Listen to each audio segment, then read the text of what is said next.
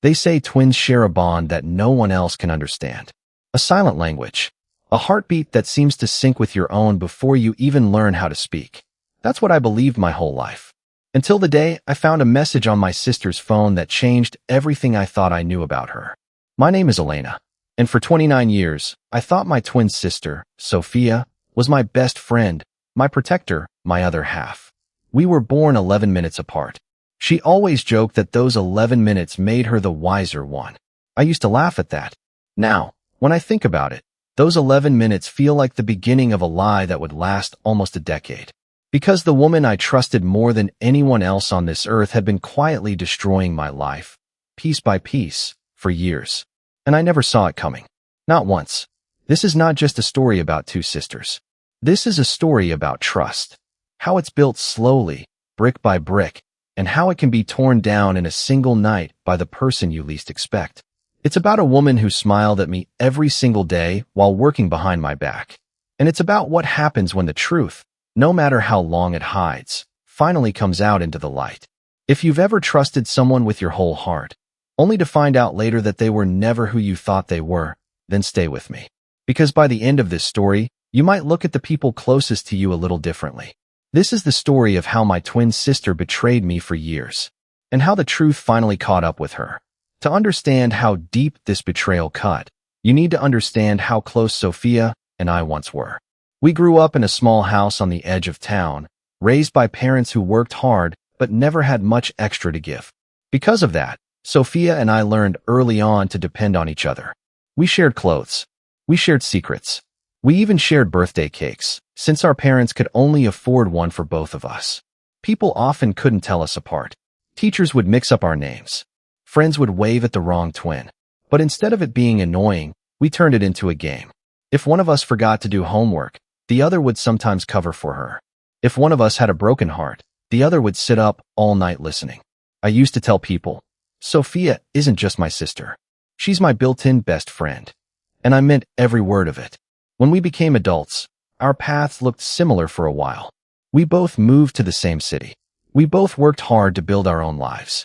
I trained for years to become an interior designer, slowly building a small but respected design studio. Sophia worked in marketing, and honestly, she was talented at it. Sharp, persuasive, always knowing how to present things in the best light. I got engaged to a wonderful man named Daniel. He was kind, steady, and he treated me with a gentleness I had always hoped to find. Sophia was the first person I called when he proposed. She screamed with joy on the phone. She cried happy tears. She told me she couldn't wait to be my maid of honor. I believed every single word. Looking back now, I realize I never once questioned why Sophia spent so much time around Daniel and me. Why she was always available to help with wedding planning. Why she seemed to know small details about our relationship that I never remembered telling her. At the time, I thought it was simply because we were close. Twins share everything, right? That's what I told myself. But there's a difference between sharing a life with someone and someone quietly studying your life so they can slowly take pieces of it for themselves. I just didn't know that difference yet. I was too trusting, too in love with the idea of having a sister who would never hurt me. Little did I know, the cracks had already begun to form. And they had been forming for a very long time. The first sign that something was wrong came about 3 years before I ever fully understood the truth. It was a small thing. Almost nothing, really. My design studio had just landed its biggest client yet. A hotel renovation project that could change the entire future of my business. I was thrilled. I told my family right away, and Sophia congratulated me with a big hug and a proud smile. A week later, I found out that a marketing pitch almost identical to mine, using nearly the same wording, the same color concepts, even the same client approach I had described to Sophia in private, had been submitted by the marketing agency she worked for, pitching to steal that very same hotel client. When I asked her about it, she looked shocked. She said it must be a coincidence. She said maybe someone at her office had seen similar trends online. She apologized just in case it had upset me, even though she swore she had nothing to do with it. I wanted to believe her. She was my twin, my best friend. So I let it go. But there were other small moments too. Times when friends would mention things about my personal life that I had only told Sophia. Times when Daniel would casually say, "Oh, Sophia already told me that," about details I hadn't shared with him yet. Each time, I brushed it off. I told myself I was being paranoid. I told myself that trust meant not questioning every little thing. Looking back, I understand now that betrayal rarely announces itself loudly at first. It doesn't kick down the door. It slips in quietly, disguised as coincidence, disguised as love, disguised as closeness. I had no idea that every piece of information I gave her was quietly being used, not to support me, but to slowly build something else. Something that would one day shatter everything I believed about my sister, my fiancé, and the family I thought I could always rely on. The cracks were there. I just wasn't ready to see them yet. As the months passed, more strange things started happening, but they were spread out just enough that I never connected the dots. My design studio lost 2 potential clients in a row to competitors who somehow knew exactly what pricing and ideas to offer instead. A close friend of mine mentioned, almost in passing, that Sophia had asked a lot of questions about my relationship with Daniel. Questions that felt oddly specific, like she wanted to know how strong our connection really was. Then came the wedding planning phase, and this is where things became harder to ignore. Sophia insisted on being deeply involved in almost every decision. She wanted to help pick the venue. She wanted to help choose Daniel's groomsmen gifts. She even offered to help coordinate schedules between Daniel and me when we were both too busy with work. At first, I was grateful. I thought, this is what sisters do. She's supporting me.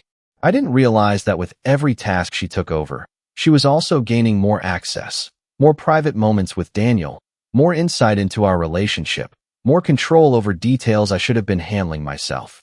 There was one evening I still remember clearly. I came home early from a work meeting and found Sophia and Daniel sitting on the couch, laughing over something on his phone. When I walked in, the laughter stopped a little too quickly. Daniel said it was just wedding photos they were reviewing together. Sophia smiled and said she was just helping since I was so busy with work. I smiled back. I said nothing, but something inside me, some quiet, uncomfortable feeling, started to grow. It wasn't proof of anything. It was just a feeling. And feelings, especially ones that whisper doubts about people we love, are easy to silence when we don't want to face what they might mean. I silenced mine for a long time. I told myself Sophia was just being a supportive sister. I told myself Daniel would never do anything to hurt me. I told myself that even if something felt slightly off, my sister, my twin, my other half, would never, ever betray me. I had no idea how wrong I was. And I had no idea that the pattern I was refusing to see had already been going on, quietly, for years. Around this same time, I started noticing small changes in the way Sophia talked about her own life. She would mention feeling stuck or left behind, comparing herself to me in ways that felt uncomfortable, even though I never once tried to compete with her. Once, at a family dinner, she made an offhand comment about how some people just get everything handed to them, and everyone laughed it off as a joke. I laughed too, but something about the way she looked at me in that moment stayed with me longer than I wanted to admit. I didn't know it then, but that comment wasn't really a joke at all. It was a small window into exactly how Sophia had begun to see our relationship, not as 2 sisters walking side by side, but as some kind of quiet competition she felt she was losing. And people who feel like they are losing a competition sometimes stop playing by the rules. I also remember a conversation with my mother around that time, where she mentioned, almost casually, that Sophia had asked her once whether she thought I was the favorite growing up. My mother laughed it off, telling me it was silly sibling talk, nothing serious. I laughed too at the time. Now, when I think back on that conversation, I understand it differently. Jealousy, when left alone for too long without being spoken about honestly, doesn't just disappear. It grows roots. And those roots, given enough time and enough silence, can grow deep enough to wrap themselves around everything a person touches, including the people they claim to love the most. The wedding day finally arrived, and for a while, it felt like the happiest day of my life. The venue was beautiful, string lights hanging above a garden filled with soft white flowers. Daniel stood at the altar looking nervous and handsome, and when I walked down the aisle, I saw tears in his eyes. Sophia stood beside me as my maid of honor, wearing a soft blue dress, smiling brightly for every photo. If you had shown me a picture from that day and told me my own sister had already betrayed me by then, I wouldn't have believed you. Everything looked perfect. Everyone looked happy. During her maid of honor's speech, Sophia told the room how much she loved me, how proud she was of the life I had built, and how grateful she was to call me not just her sister, but her best friend. The room clapped. Some people cried. I cried too, moved by her words. I remember hugging her tightly that night and whispering, "Thank you for always being there for me." She hugged me back and said, "Always, Elena." No matter what. Those words would come back to haunt me later. Because no matter what meant something very different to Sophia than it did to me. For the first year of my marriage, life felt good. Daniel and I settled into our new home. My design studio slowly started to recover and grow again. Sophia visited often, still playing the role of the loving sister, the supportive aunt-to-be whenever we talked about starting a family one day. But underneath that surface, something was already rotting. Small absences started appearing. Daniel working late more often. Sophia being unusually busy on weekends. Phone calls that ended a little too quickly when I walked into the room. I told myself it was normal. New marriages have adjustments. Careers get busy. Families have distance sometimes. I told myself every excuse I could think of because the alternative, that the two people I trusted most were hiding something from me, felt impossible to accept. I didn't know yet that impossible was about to become my new reality. It happened on an ordinary Tuesday evening, nearly 4 years after my wedding day. Daniel had left his phone on the kitchen counter while he went to take a shower. A message notification lit up the screen. I wasn't trying to snoop. I genuinely wasn't the type of person who checked other people's phones. But the sender's name stopped me cold. It was Sophia. The preview line read, "I miss what we had before everything got complicated. We need to talk before she finds out." My hands went cold. My heart started pounding so hard I could hear it in my ears.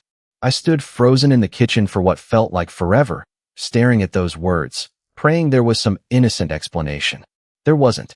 When Daniel came out of the shower and saw my face, he knew immediately that something was wrong. I held up the phone. I asked him, in a voice I barely recognized as my own, what that message meant. At first, he tried to deny it. He said it was nothing, that Sophia was just being dramatic about some old disagreement. But I had seen enough lies dressed up as truth in my life to know when someone was lying to my face. I called Sophia right then, put her on speaker, and asked her directly, "What did you mean by before everything got complicated?" There was a long, heavy silence on the other end of the line. And in that silence, I already knew. Somewhere deep inside, some part of me had known for a long time and simply refused to accept it. Sophia finally spoke, her voice shaking. "Elena, I think it's time we talked. All three of us. There are things you need to know." That night, sitting across from my husband and my twin sister, the two people I trusted more than anyone in this world, I finally learned the truth. And it was far worse and far older than I could have ever imagined. What I learned that night broke something inside me that I don't think will ever fully heal. Sophia and Daniel had been secretly involved with each other since before our wedding. Not just a few stolen moments, years. It started, according to what they eventually admitted, only a few months into our engagement. That laughing moment I walked in on, the late working nights, the excuses, the closeness I had dismissed as sisterly love, all of it had been real. Just not in the way I had believed. Every single coincidence I had brushed off over the years suddenly made horrifying sense. The marketing pitch that mirrored my client proposal. Sophia had used private details from my life to get ahead, yes, but that was the smallest betrayal compared to what came after. The questions she asked my friend about how strong my relationship with Daniel was, she wasn't checking on my happiness. She was measuring how much space she had to work with. She had stood beside me as my maid of honor, giving a speech about love and sisterhood, while already carrying a secret that could destroy my entire life. She had smiled at family dinners. She had asked about our future children. She had hugged me on my wedding night and whispered, "No matter what," all while continuing something that, if I had known, would have stopped that wedding before it ever began. I asked her the question that hurt the most to say out loud. "Why? Why would you do this to me?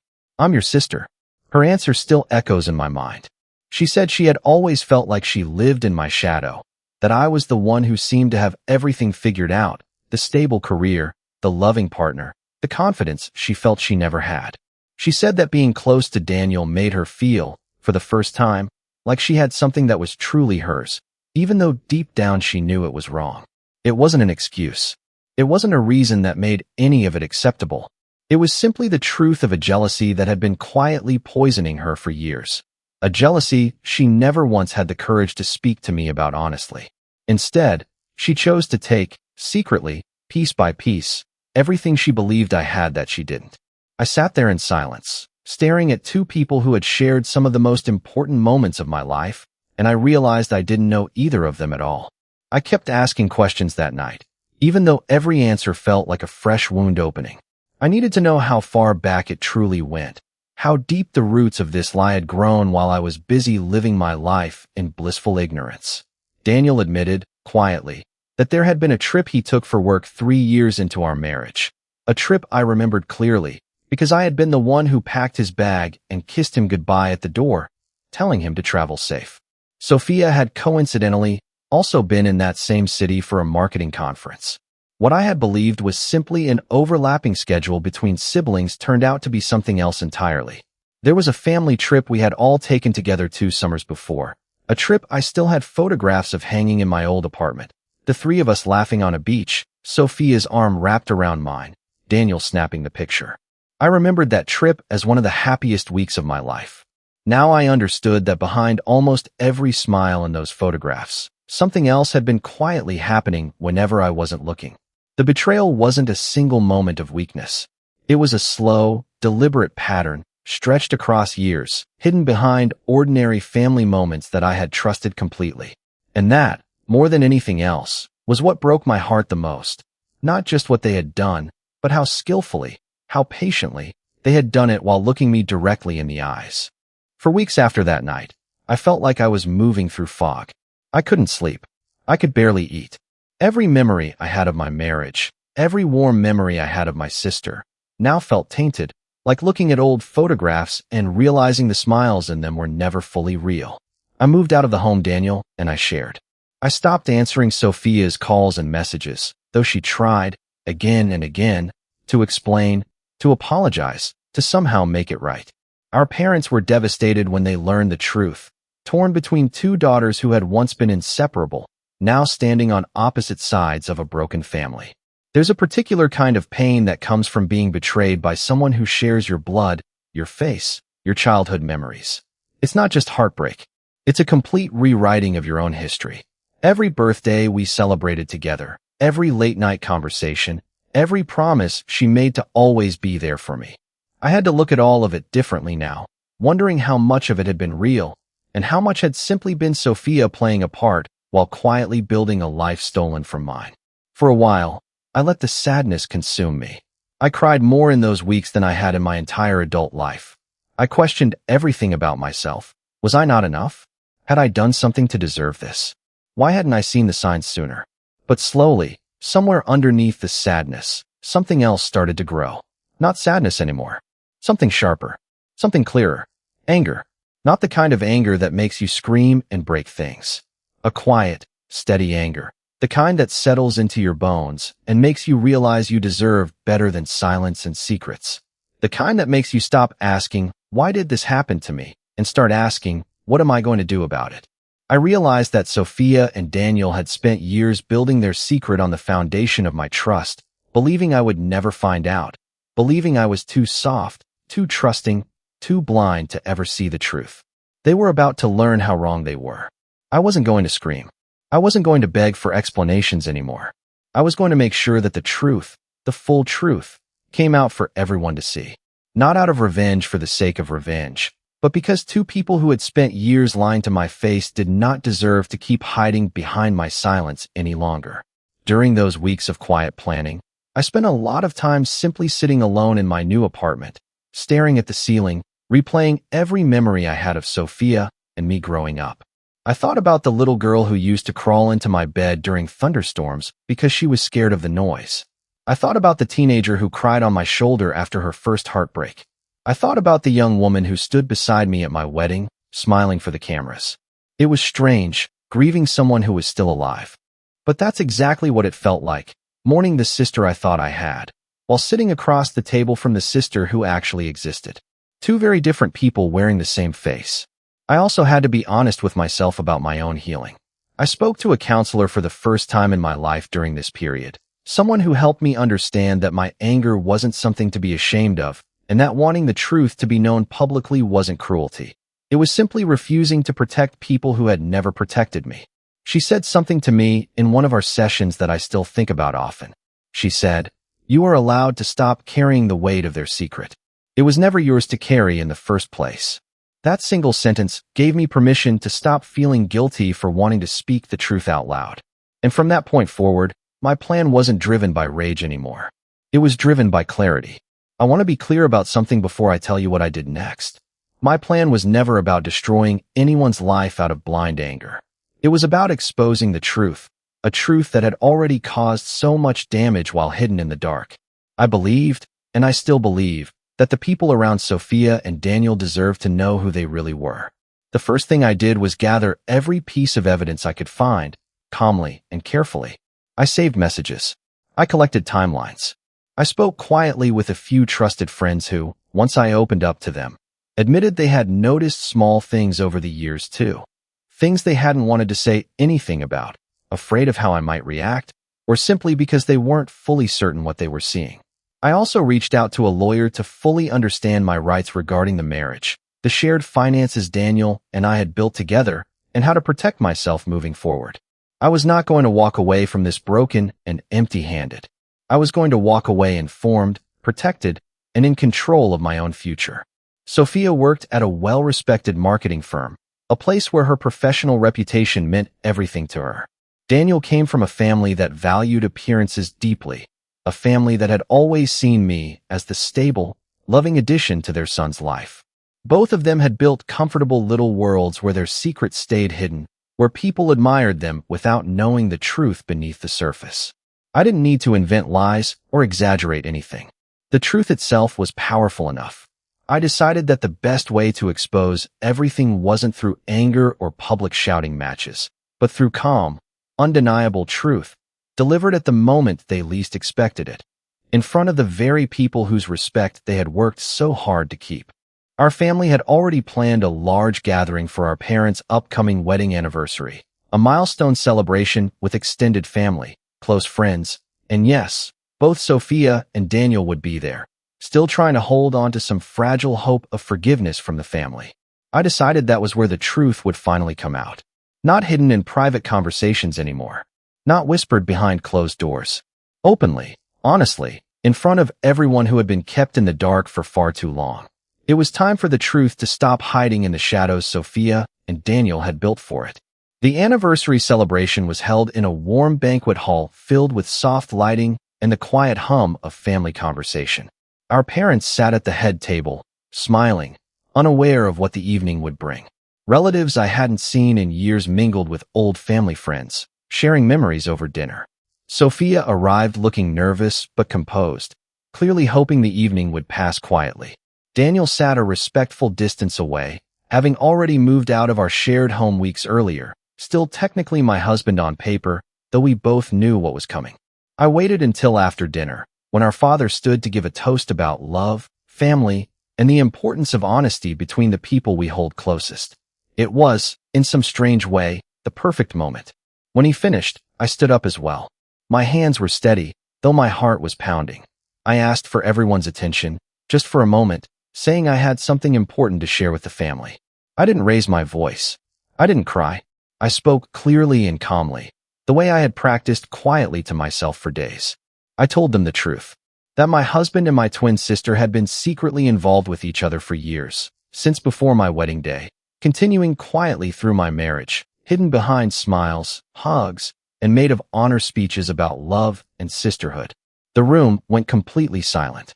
I watched the shock ripple across every face. Our parents, frozen in disbelief. Relatives, exchanging horrified glances. Daniel's own family, turning slowly to look at him with expressions of confusion and dawning realization. Sophia's face went pale. She started to stand, stammering something about explaining privately, but I gently asked her to stay seated and continued speaking. I shared the timeline. I shared the truth that had been buried for years, not out of cruelty, but because silence had protected them both for far too long, while I had been the only one left in the dark. I told the room something else, too, something I needed them to understand. I told them I wasn't standing there to be pitied. I was standing there because I refused to let another year pass with everyone believing a lie that Sophia and Daniel had built so carefully. When I finished speaking, I didn't wait for a response. I thanked our parents for the beautiful evening, apologized for disrupting the celebration, and calmly walked out of that banquet hall with my head held high, leaving behind a room full of stunned silence and two people who no longer had anywhere left to hide. The weeks that followed were, in many ways, harder than the discovery itself. Betrayal creates damage far beyond the two people directly involved. It spreads like cracks across an entire family. Our parents struggled deeply. My mother told me, through tears, that she felt as though she had failed as a parent, not realizing what had been happening under her own roof for years. My father, usually a quiet, steady man, admitted he felt a kind of anger towards Sophia that frightened even him. Sophia lost more than just her secret that night. Several family members distanced themselves from her, unwilling to look past what she had done for so long. Her reputation, something she had guarded so carefully in her professional life, took a serious hit as well. Once word quietly spread through mutual social circles. Daniel's family, who had once welcomed me so warmly, were equally shaken. His mother personally reached out to apologize to me, saying she felt embarrassed that her own son could hide something so painful for so long, hurting someone she had genuinely come to love as a daughter. As for Daniel and me, our marriage ended formally not long after. There was no dramatic courtroom battle, no public shouting, just a quiet, final legal separation of two people whose trust had been broken beyond repair. I walked away with my business, my independence, and most importantly, my self-respect fully intact. Sophia reached out to me many times in the months that followed.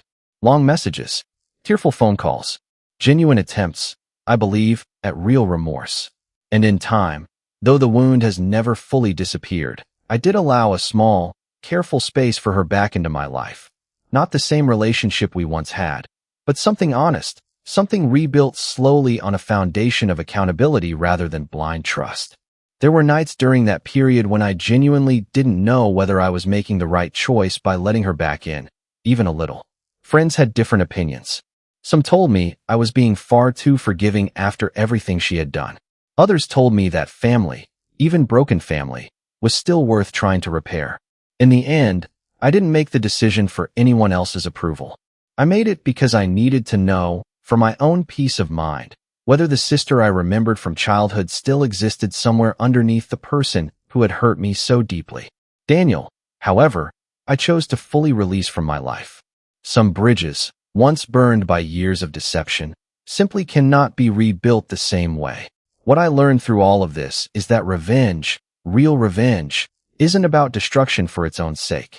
It's about refusing to let a lie continue living comfortably in the light while you suffer quietly in the dark. It's about reclaiming your own voice, your own story, after years of having it quietly stolen from you. It's strange how life continues to move forward, even after it feels like the ground has completely broken beneath your feet.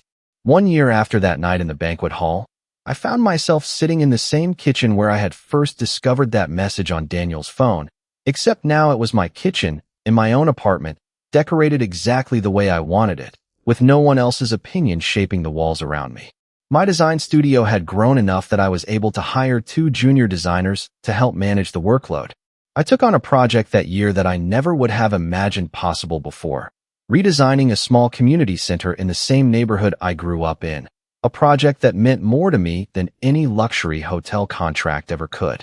Sophia and I began speaking again, cautiously, almost like 2 strangers learning how to trust each other from the very beginning. She attended therapy on her own, something I never asked her to do, but something I quietly respected when I found out. Our conversations were shorter now, more careful, missing the easy comfort we once had. But they were honest, and for the first time in years, I believed that honesty was actually possible between us. I saw Daniel only once more after our divorce was finalized, at a mutual friend's gathering neither of us realized the other would attend. It was uncomfortable, but not painful the way I expected it to be. I simply nodded politely, and he did the same. There was nothing left to say. The silence between us wasn't heavy anymore. It was simply the quiet sound of a closed chapter. What surprised me most, looking back on that first year, was how much lighter I felt once the truth was fully out in the open. I had spent years unknowingly carrying the weight of a secret I didn't even know existed. Once it was gone, once everyone finally knew, I realized just how exhausted I had been, without ever understanding why. Looking back now, years later, I understand something I couldn't fully see while I was living through that pain. Betrayal doesn't just come from strangers or from people who never truly cared about us. Sometimes, the deepest betrayals come from the people closest to us, the ones who know exactly how much power they hold over our hearts, and who choose, quietly, to misuse that power for years. But I also learned something else, something far more important. Truth, no matter how long it hides, has a way of finding the light eventually. No secret stays buried forever. And when it finally surfaces, it's not weakness to speak it out loud. It's one of the strongest, bravest things a person can do. If there's one thing I hope you take from my story, it's this: trust your instincts. If something feels wrong, even if you can't explain exactly why, don't silence that feeling just because it's uncomfortable or because the person causing it shares your blood, your history, your childhood memories. And if you've ever been betrayed by someone you deeply trusted, know this: speaking your truth, calmly and clearly, is never something to be ashamed of. You don't owe anyone your silence just to protect their comfort. I lost a version of my sister and my marriage that night in that banquet hall. But I gained something far more valuable: my own voice, my own strength, and the clarity to build a life rooted in honesty, rather than one quietly built on lies I never agreed to live inside. Today, my design studio has grown beyond anything I imagined when I first started it. I've built a life that is entirely, honestly mine. And every single day, I remind myself that surviving betrayal isn't about becoming bitter. It's about becoming someone who never again allows their own truth to stay silent, no matter how painful that truth might be. If this story moved you, if it reminded you of your own strength, or your own story of betrayal and truth finally coming to light, share it with someone who needs to hear it today. I think often about that little girl who used to crawl into my bed during thunderstorms, scared of the noise outside. In a strange way, I understand now that Sophia spent most of her life scared of a different kind of storm. The quiet fear of never feeling like enough, of always standing in what she believed was someone else's shadow. That fear doesn't excuse what she did. Nothing excuses years of hidden betrayal. But understanding it helped me let go of some of the bitterness I carried, even while I held firm to my boundaries. Forgiveness, I've learned, doesn't mean pretending the wound never happened. It doesn't mean inviting someone back into the exact same space they once occupied in your life. Sometimes forgiveness simply means choosing peace for yourself, even while keeping new, healthier walls in place. I forgave Sophia, in my own time, in my own way. But I never again handed her the same unquestioning trust one once gave so freely. To anyone listening who has ever felt that quiet, uncomfortable feeling about someone close to them, a feeling you couldn't quite explain, a feeling you talked yourself out of because the person seemed too familiar, too trusted, too family to ever hurt you, please listen to that feeling. Not with paranoia, not with suspicion toward everyone in your life, but with enough respect for yourself to ask the hard questions when something feels wrong. You deserve relationships built on honesty, not on carefully maintained secrets. You deserve people who choose you openly, not people who quietly take pieces of your life while smiling at you across the dinner table. And if you are the one currently hiding a truth from someone who trusts you, let my story be a reminder that secrets rarely stay buried forever. The longer they hide, the more painful their discovery becomes, not just for the person you're deceiving, but for you as well. Truth, spoken early and honestly, is almost always kinder than truth uncovered years later in the wreckage of broken trust. As for me, I no longer measure my life by what was taken from me. I measure it by everything I rebuilt afterward, with my own hands, on my own terms. My studio continues to grow. My relationships, the ones I've kept, are stronger and more honest than they've ever been. And every single day, I remind myself that surviving betrayal isn't about becoming bitter. It's about becoming someone who never again allows their own truth to stay silent, no matter how painful that truth might be. Because the truth, no matter how long it's buried, always finds its way home.